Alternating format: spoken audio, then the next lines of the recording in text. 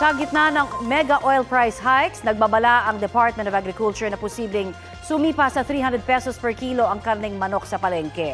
Magkano na nga ba ngayon yan? Alamin sa balitang hatid ni EJ Gomez. Kumpara nitong nagdaang linggo, mas bumaba ng 3 pesos hanggang 5 pesos ang presyo ng kada kilo ng manok na ibinibenta sa Marikina City Public Market. Ang dating sariwang buong manok na 153 pesos hanggang 155 pesos, 150 pesos na lang ngayon. Ang chilled o frozen whole chicken naman, ibinibenta ng 155 pesos. Mas mura na ng 5 pesos hanggang 8 pesos sa dati nitong presyo. Ang choice cuts naman, bumaba rin at ngayon ay nasa 160 pesos hanggang 170 pesos kada kilo. Ang filet, aabot naman sa 220 pesos ang kada kilo. Sabi ng tinderong si Edward, marami raw kasi ang supply ngayon, kaya mas bumaba pa ang presyo. Yung sa mahal na araw siguro, kaya bumaba pa siya. Pero after siguro nito, papalo na ng tataas siguro yan. Sinabi ng Department of Agriculture sa Senado kahapon, maaaring pumalo sa 300 pesos ang kada kilo ng manok sa gitna ng patuloy na pagtaas ng presyo ng mga produktong petrolyo.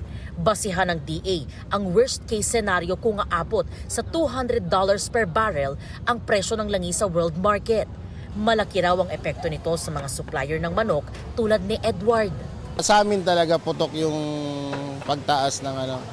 Yes po, sa supplier talaga. Pag sobrang taas na siguro, bawas na lang ng order. May pangamba rin ang tinderang si Amelia na baka raw mabawasan sila ng customer. Ngayon, yung frozen 155, kami 150, kahit papano, sumasabay. Pero pag umabot po sa ganung presyo, mahirapan na kami magbenta. Tsaka yung customer namin sa kantin, mapupunta sa frozen. Mabawasan din sila ng mabibili dahil nga ganun kataas ang presyo. Ang mamimiling si Mary Ann na arawang namamalengke nangangambang hindi kayanin ng budget ang mahigit 300 pesos na kada kilo ng manok. Well, actually hindi na. So, sobrang mahal na siya. So, siguro diskarte, bawas na lang talaga. Yung 1 kilo, kalahati na lang. Pag minsan may nabibili naman na yung sa labas, yung luto na, siguro yun na lang talaga. Yes, lutong ulam na lang. Yun yung pinakang possible solution na lang. Mas mura naman.